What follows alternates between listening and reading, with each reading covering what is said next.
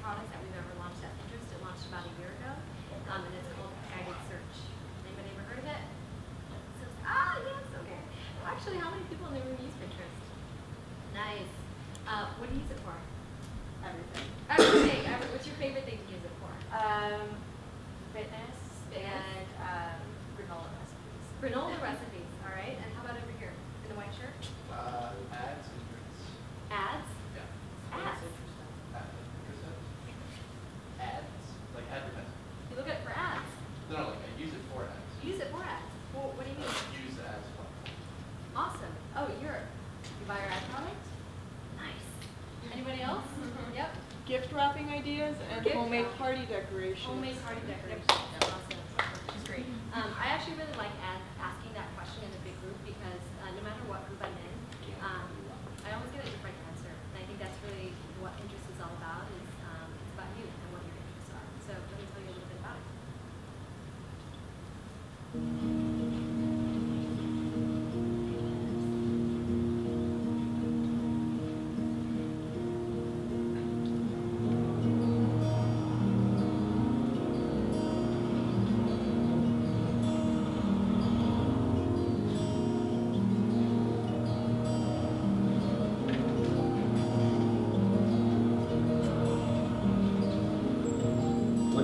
Breakfast this month. No. What's that? Yeah. What's that?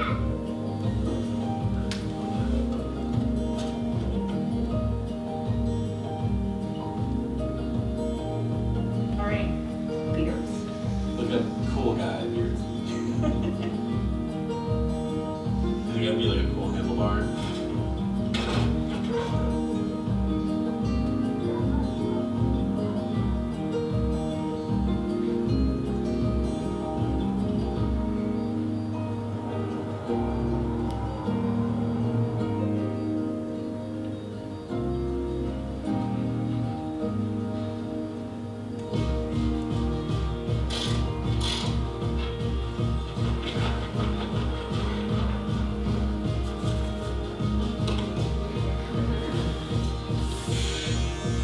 This way.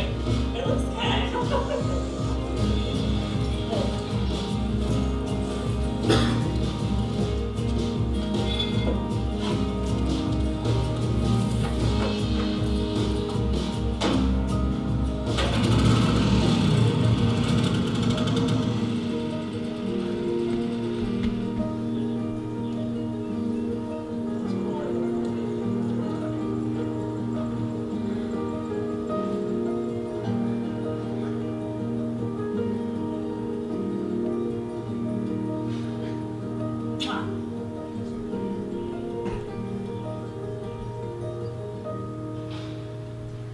What'd you think? Anybody learn something about Pinterest through that video that was unexpected for them?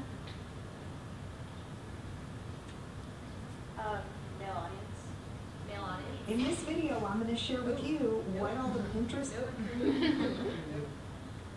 Good. What else? Anybody else? Yeah? As someone that doesn't use Pinterest, I was suddenly aware of the fact that it can actually link to real things I can do in my life. Like, I guess I always sort of understood it as like just a bulletin board that I can look at, and that instead is making me feel empowered to like do real things that apply. That's great. Yeah. Yeah, just how wide a scope the topics are. I didn't realize like how wide encompassing Pinterest could be. Yeah. How many people in the room thought Pinterest was just for women and moms? Quite a high. Yeah. How about back there? No.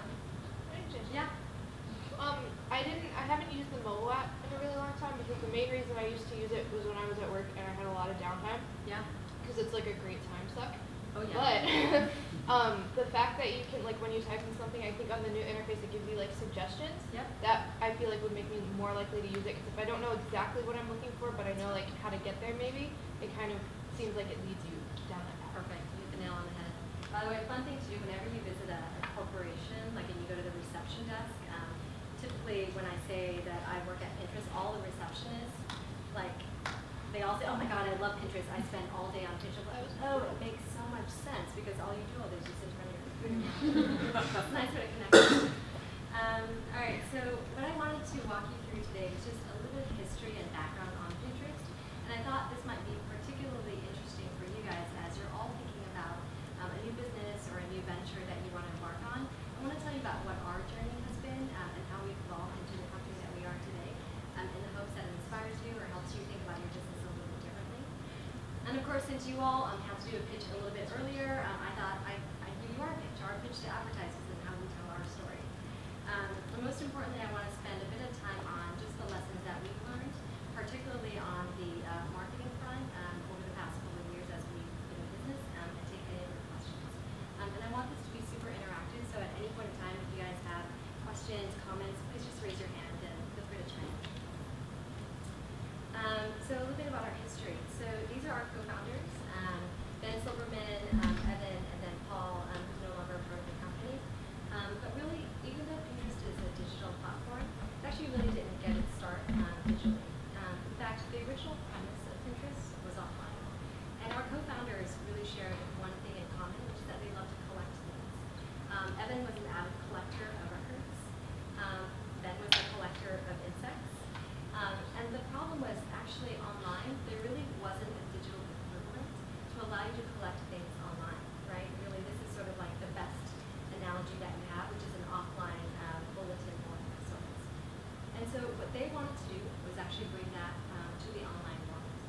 And around this time, about 5 years ago, the company actually just had its anniversary in March. If you remember in 2010, 5 years ago, what was big?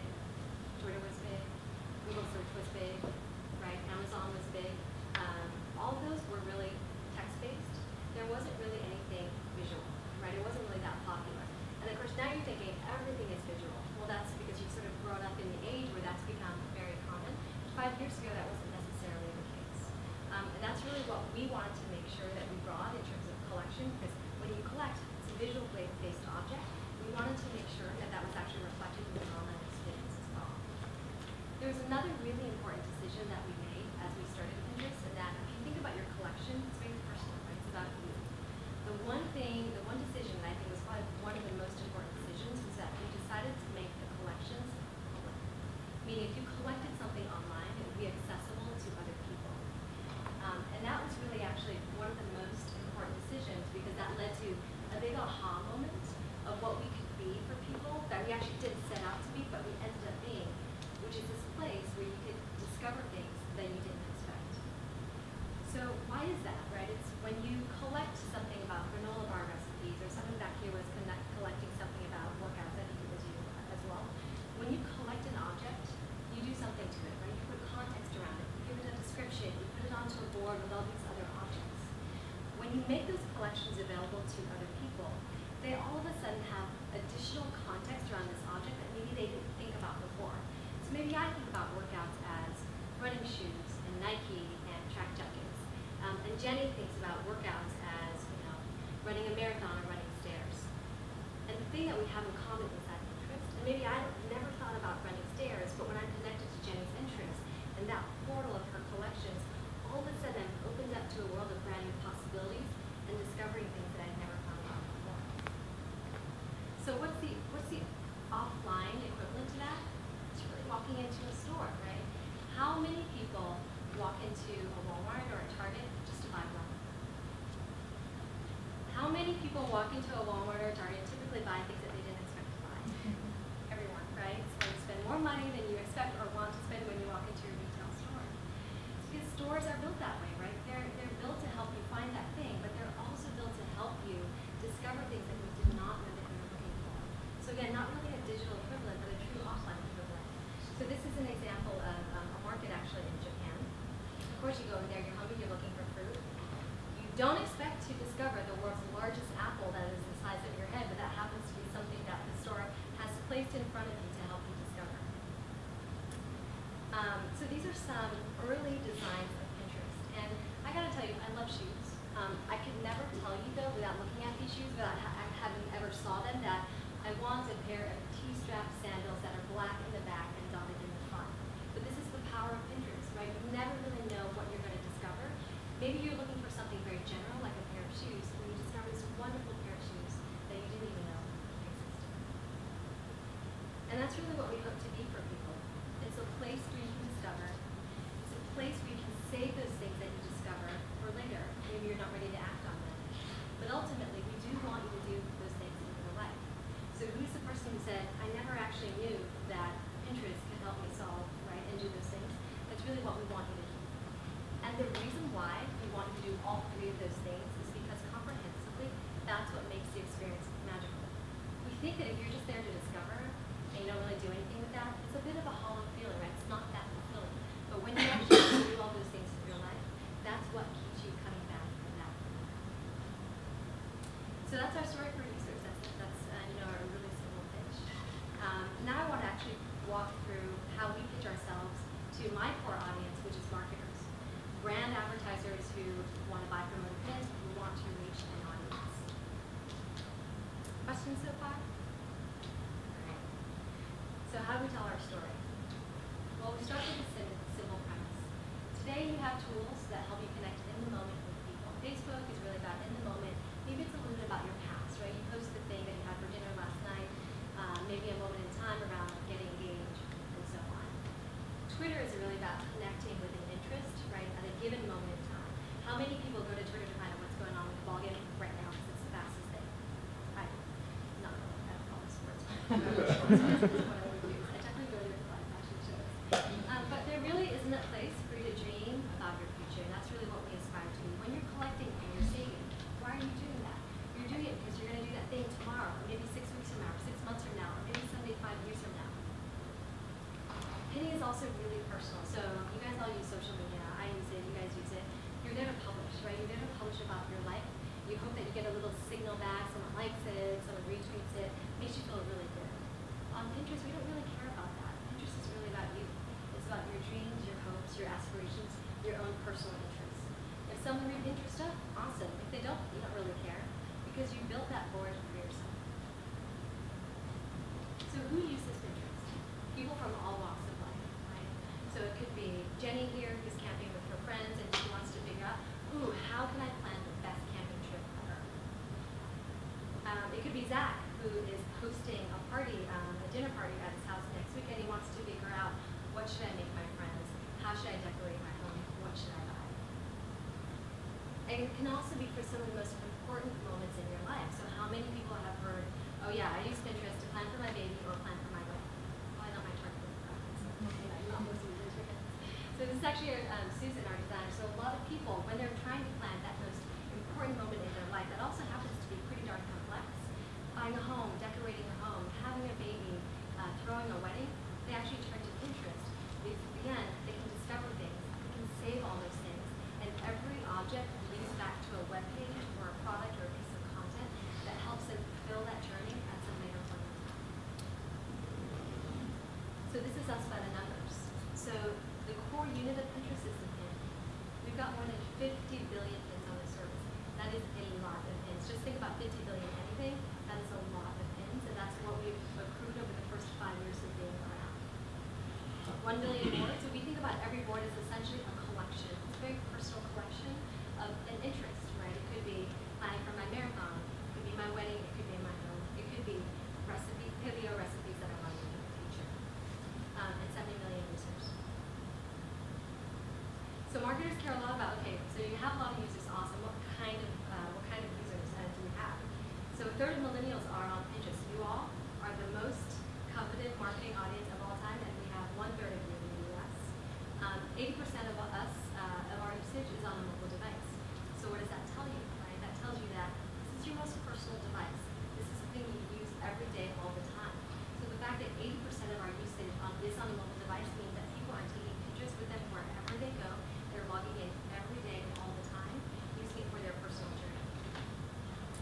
55%, nearly 1/2 of women between the ages of 18 to 54 in the US are on Pinterest. It's quite a few. But actually the fastest growing demographic for us is men and international. So someone mentioned earlier, I didn't know Pinterest covered such a wide array of topics. And here you have just a selection of them, right? So important life events, entertainment, fashion, beauty, finance, food. So I want to touch on finance. Finance is a really interesting one. How many people would come to Pinterest to apply for a credit card? Thank God. I hope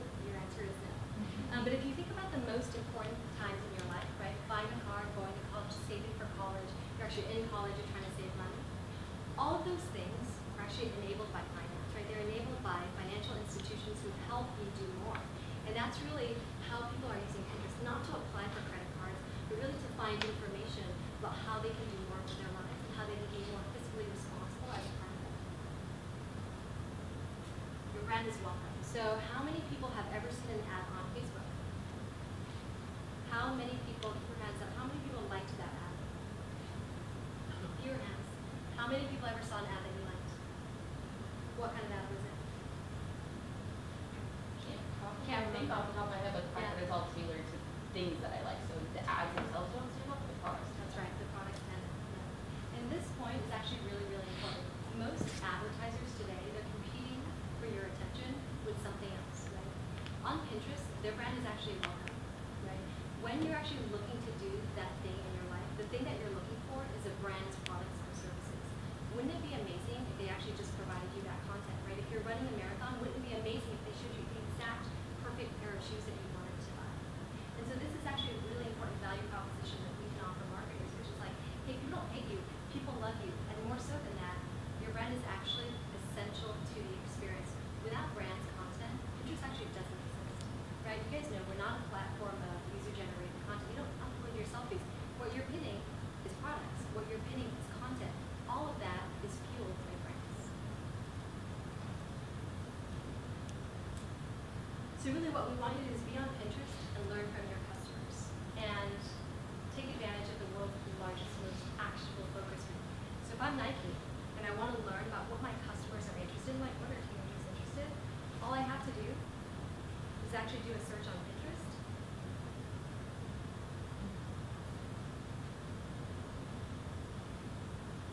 I've been using Nike a lot, so I'm just going to pick marathon. What are people thinking about marathon? What are people interested in? When you do a search on Pinterest, the pins that come up is actually the trending content. So these are all the things that people are looking at, they're clicking out on, they're repinning.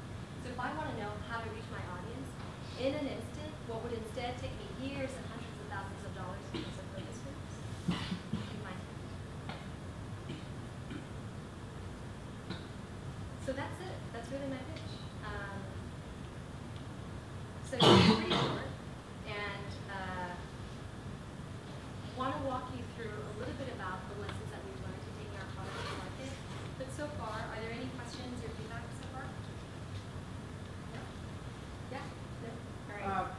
Just on content, like what is the mix of content from users or versus like publications or whatnot that are on Pinterest? Yeah, good question. So the question for those who couldn't hear, what's the mix of content on Pinterest? From publications, from users? So we actually look at the mix of content in a couple different ways. So the 50 billion pins that I mentioned before, one way to look at it is where does it come from, right? Like how many of it is it really selfies, which we do allow, we don't love them. How many of it actually comes from brands? So 2/3 of that 50 billion pins comes from brands in one form or another. It's either published by brands pinning, and actually the vast majority of it is you pinning from their site and actually bringing it into Pinterest, right? Think about how amazing that is in terms of word of mouth. The other way that we think about content and that 50 billion breakdown is what vertical does it fall in.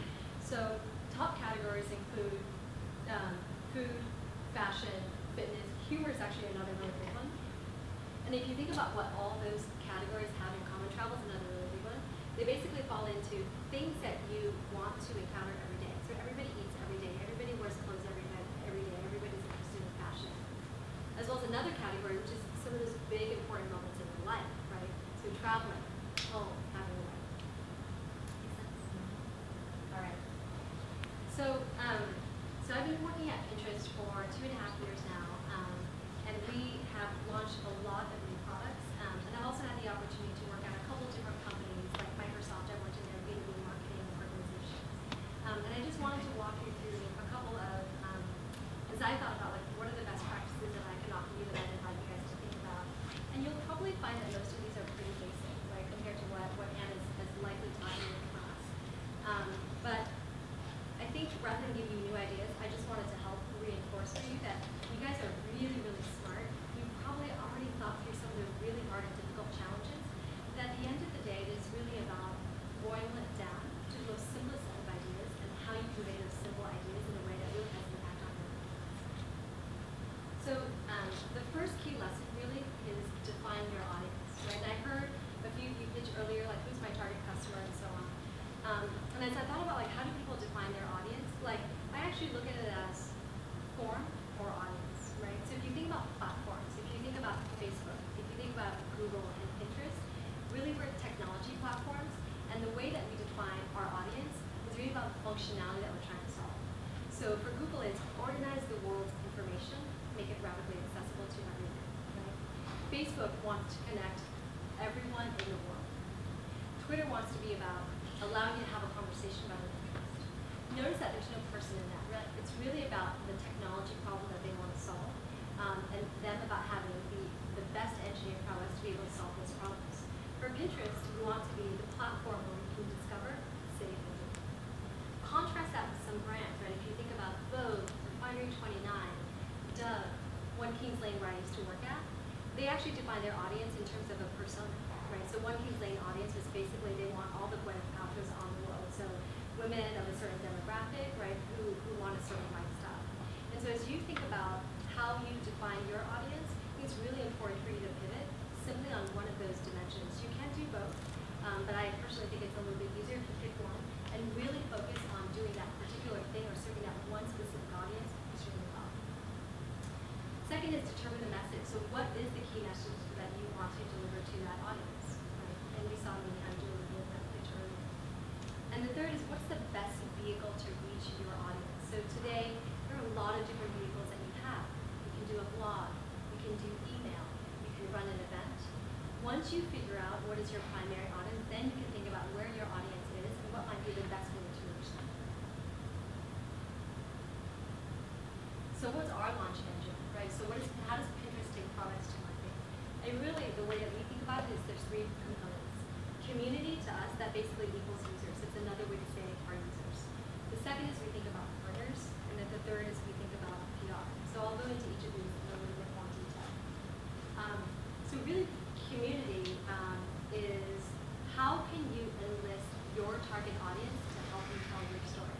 So I want to tell you a story that really helped Pinterest get its start. So back 5 years ago, Ben Silverman, when he actually started Pinterest, the first thing that he did was he actually sent out an email to a bunch of his friends and he said, hey, this is Pinterest, this is my alpha product, please use it, it's for collecting, blah, blah, blah. They're like, awesome.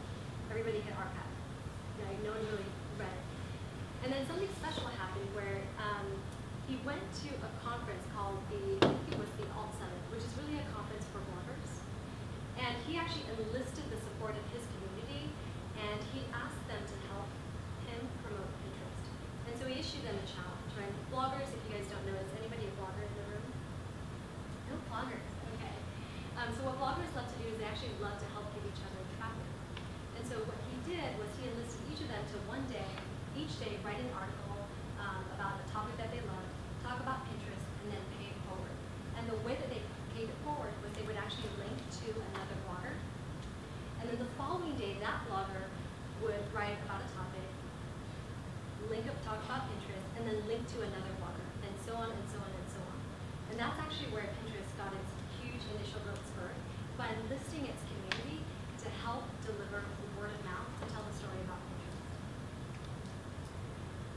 Partners. So a lot of people can define partners in many different ways. For us, really we think about partners in a couple different segments. One is content creators, the second is developers, and then the third is service providers. All of them can serve brands in a couple different ways. So they can be actually a really powerful engine for you to help spread the word about your brand and services as well.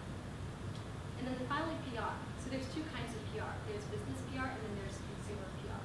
So the way that we use consumer PR, for instance, and an example of that might be Vogue.com, Refinery 29, Thrillist, all these media sites where you guys consume your content. What we'll actually do is we'll give them, because what they want is to drive viewership, we'll actually give them information about what's trending on a certain topic, what cities are trending, what sports are trending, what's trending, on Valentine's Day. And they'll actually write articles that feature that information, which is exclusive to them. And in so doing, what they actually do is create awareness and Pinterest about a place where you can discover information about a given topic.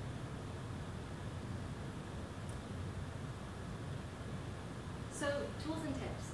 One of the most important tools that we actually use at Pinterest before we actually develop a product is something called the press release. anybody ever written a press release before, had any experience with it? Tell me a little bit about what a press release is. Well, a press release you send out to different news outlets, different communications professionals, et cetera, to Yep. get out either you're having an event or a new product or some kind of message that you want to get out there. It's very short and That's right. you start with, like, this is what's happening, these are the important people, and it's pretty much done, and it's like you give it to somebody to make them talk about it. Like, you're not writing the article, you're giving them the tool to write the article. Exactly. So I loved everything that you said. It's short, it's punchy. It basically puts something, a tool in the hands of someone else to help them tell your story for you. So I think a lot of times as you're developing startups, it can be really tempting to focus on the feature, right? Like, oh, my product is this, it has this feature, it has one feature. What I love about the press release process is before you can start developing something or before you can start to try and market it, you actually paint a vision for what story you want to tell about that product, and then you work backward from there in terms of how you develop it. Does that make sense? Right? And so in a press release, the key components are a short, punchy message. Like if you were to explain this to, a cousin who didn't work in technology, what would you say? If you wanted someone to talk about it, like a celebrity or a brand or a user, what quote? What's like the ideal quote that you'd love for them to tell about your product? And so what we find is oftentimes when you start with that press release process and then work backward, it actually simplifies a lot of your message and oftentimes the features that you might actually be thinking about putting in there. Feature versus solving a problem. So you noticed when I started talking about Pinterest, I didn't talk about like, here's how it works, right? Here's a peanut butter, you do this, you put it right?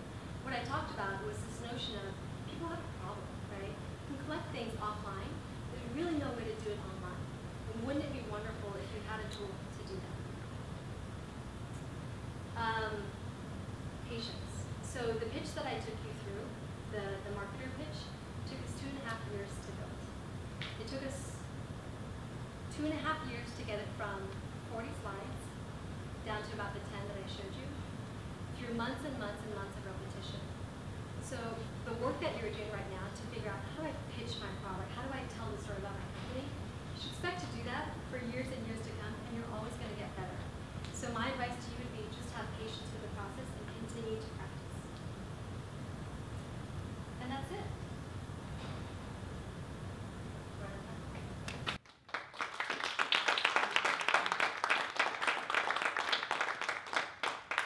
I have a question about like maybe Pinterest's possible transition or growth. So one of the reasons why I really like Pinterest is because when I'm on there, I don't feel pressure to have to buy anything, right? And that's one of the issues I face with online shopping is that, well, it's very easy for me to buy this, but I feel like Pinterest is more of a marketplace of ideas than like a marketplace of products. But I'm wondering if you guys have ever considered moving more toward a model where let's say I want to like make a homemade piñata, and these are the supplies I need. Here's the store where you can get them. Is the future of Pinterest a way where I can also access the next step after coming upon the idea that I want to pursue? Yeah. So I'm hopeful that we already help you do that today. So if you go back to just discover, save, and do, I think a key value proposition that we hold dear to our hearts is actually helping people fulfill the things that they're looking for. And so what I hope is that as you're looking for party ideas or party supply ideas, you do a search on Pinterest for party supply ideas, you find that perfect pin, and you click through, and it either lands you on a content page that says, here's all the 5 things, and not only that, here's how you put it all together, and or a place where you can buy it, regardless of what you're looking for. So that.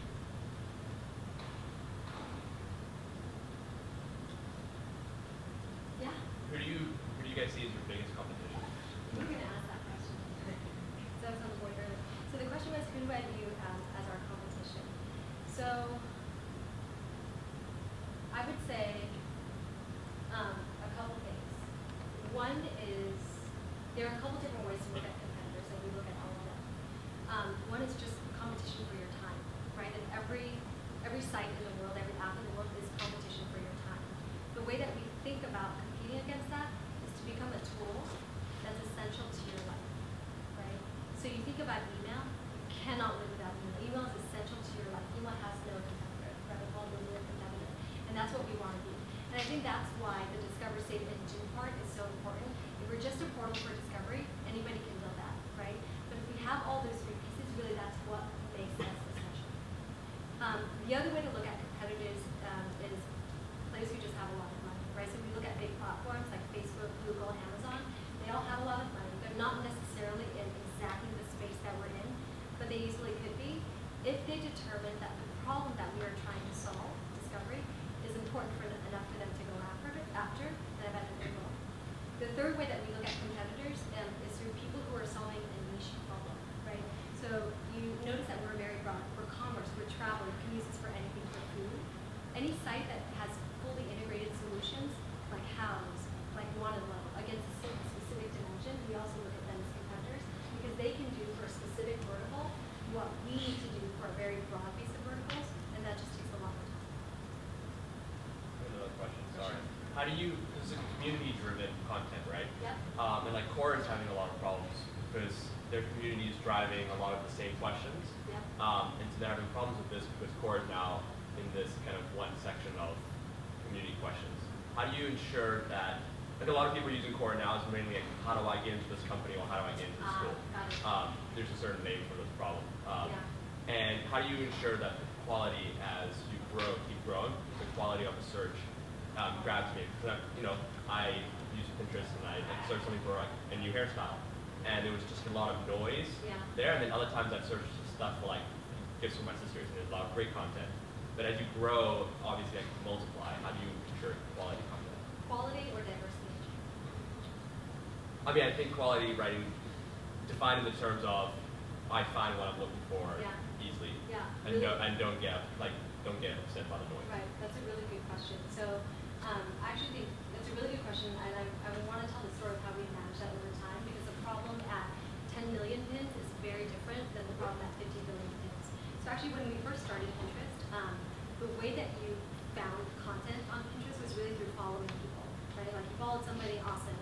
And so we wanted to make sure that the people who you followed, who we recommended that you followed, was a really good curated list of people who we knew had excellent taste, right? So we found all these people, most of them were bloggers, and that's who we basically put in as like recommended to follow. Over time, what we've moved to, now that we've got a huge corpus of content, is how do we actually interpret all of those pins to give you just the experience that you want, just for you, right? So something interesting that we do today is if you search on Pinterest, and if we know who you are from a gender perspective, we actually customize the search results. That's a very different notion of search than what you think about on Google, for instance, right? Google, everybody has absolute same sets of results. On Pinterest, they're extremely personalized. Your home feed today is not just constructed of people that you follow, but it's actually things that we recommend to you based on your activity on Pinterest. So if you search for something, if you followed an interest, not just a person, if you followed a certain kind of board, if you pin from a certain kind of board, we look at all those signals to get a lot smarter about recommending and putting content in front of you. So that's how we do it from a product perspective.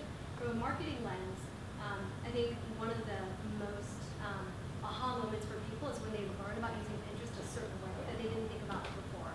So a lot of our blog content and our marketing and our email is about trying to motivate additional use cases, right? So for instance, what's a really good example?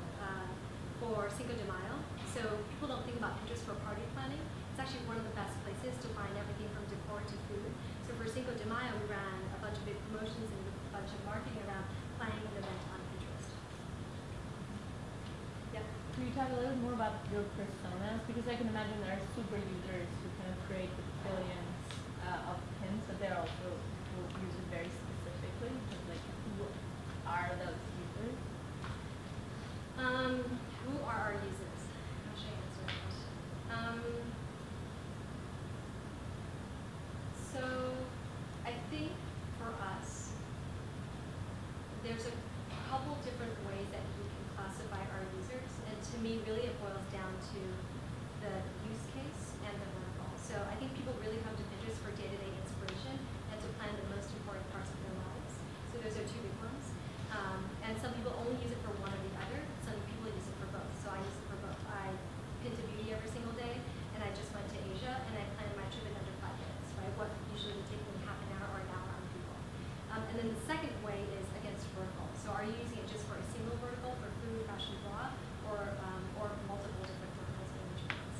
So we don't necessarily have, and this is what I think makes a platform different from, let's say, the way brand marketers focus a lot on the persona. right? So media companies do this, consumer packaged goods, they think a lot about the person because they're trying to make an emotional connection with the person. We actually think a lot about the engineering and the technical functionality of the problem that we're trying to solve. So we focus less on the personas.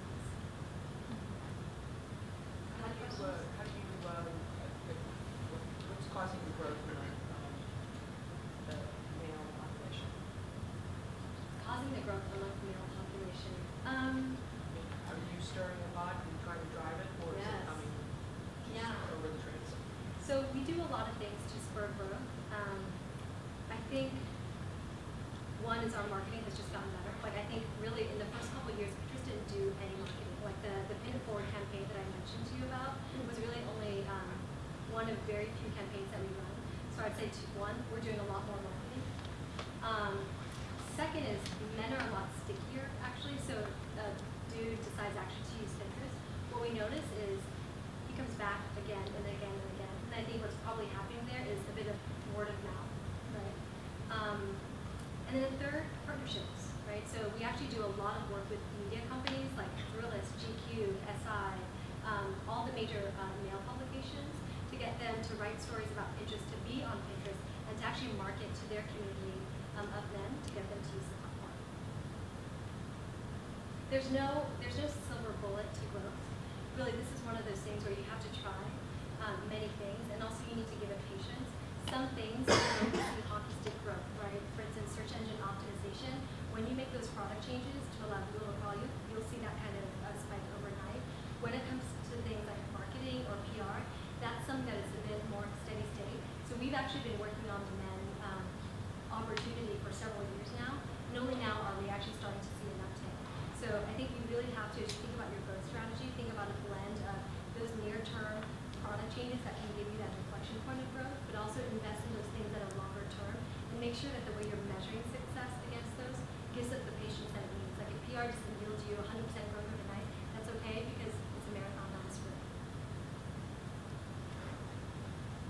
Anyone else? One last question. Can you clarify the comments you were making around the press release? And you said that a lot of companies tend to emphasize that features, and then you said something about how the press release kind of gives it like a voice. Is that more like a brand voice, or? Yeah, I think so. The press release, it's really it's a product. It's sort of a process that you can go through to write a one page. If you were to write the press release for this particular offering, like what would it be? What I notice when people don't start with a press release is they start to build a plan, right? You build a plan, you build a checklist. And you build a checklist of all these things that you have to do. And I think when you do that, you actually lose sight of the thing that you're actually really trying to do, the ultimate message that you're trying to convey to the market. And sometimes what you might find is when you start there, your checklist actually needs to be a lot smaller, right, than you actually think it was. So I think it's a device that I think Amazon employs. We used to employ it. We're sort of like falling off the bandwagon a little bit. I think you see that reflected in how we take products to market, or actually how we plan is a little bit more complex than it should be. So I really love it as a device to really simplify and really focus on that message. And I think because when you write the press release, you're writing for the world, right? You're not just writing it for like your audience or your target customer. You actually really do need to distill it down to just the bare essentials. But it also encourages you to think about like, who do I want talking about my product and what do I want them to say? All right? Great. Thank you so much.